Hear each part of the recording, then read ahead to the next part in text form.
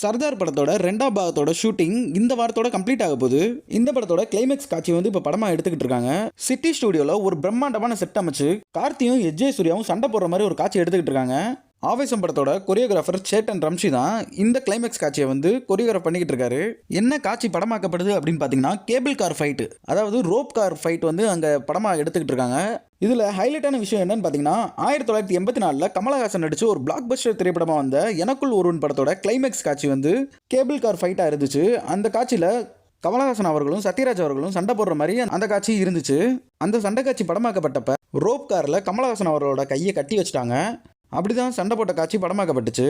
இதில் முக்கியமானது என்னன்னு பார்த்தீங்கன்னா டூப்பு போடாமல் கமலஹாசன் அவராக நடிச்சிருந்தாரு. அதே மாதிரி தான் தற்போது கார்த்தியும் இதே மாதிரி நடிச்சுக்கிட்டு இருக்காரு.